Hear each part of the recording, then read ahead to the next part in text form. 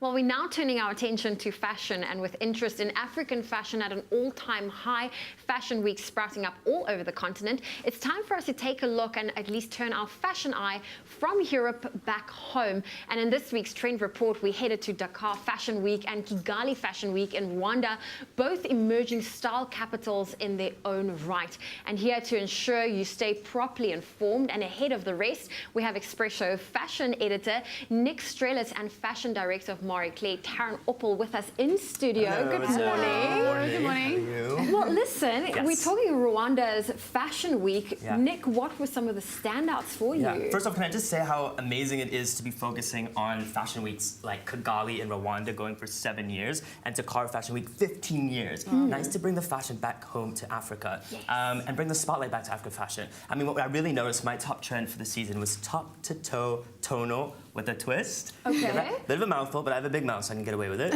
Yeah, as you can see, these 4 looks here, straight from Dakar and Kigali. It's all about breaking up tonal looks. So tonal is all about the one tone head to toe. Okay. And what I really liked about Dakar and Kigali, they were breaking it up with pattern, with stripe, and really just infusing sort of an update to sort of African wear. I really like that. I really like that. Now, Taryn, we've been talking a lot about wearable fashion. What did you notice in terms of what you saw at the Fashion Week?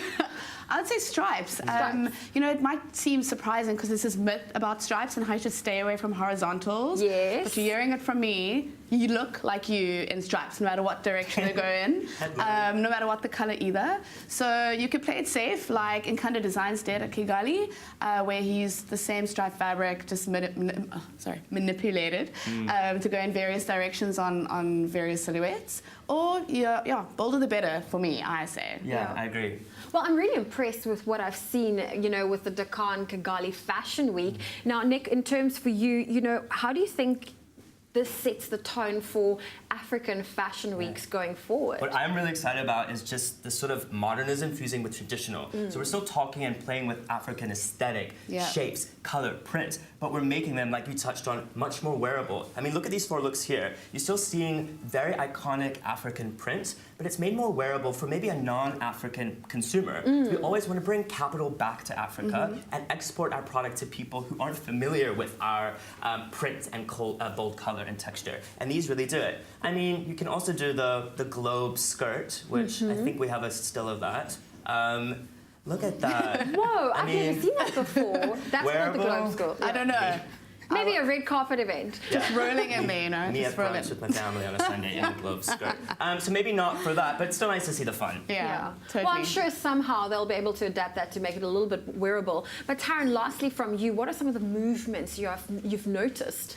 Well, Nick touched on it. What excites me is that most of these designers who are originally from Rwanda, they're living in places like Sweden and Canada and the US. So when they come home, they're bringing that modern aesthetic to their collections. So they're using traditional kiteng and batik prints, but they're used on tunic dresses, off-shoulder tops, culottes, all very, very wearable, modern pieces. And then there's David Gulu from Congo, who also used printed inserts on men's shirts and women's button-up utility type dresses. So it has a patchwork effect. So that's quite a fresh take on tradition, I find. Yeah. Well, thank you so much for sharing this with us from Kigali and Dakar's Fashion Week.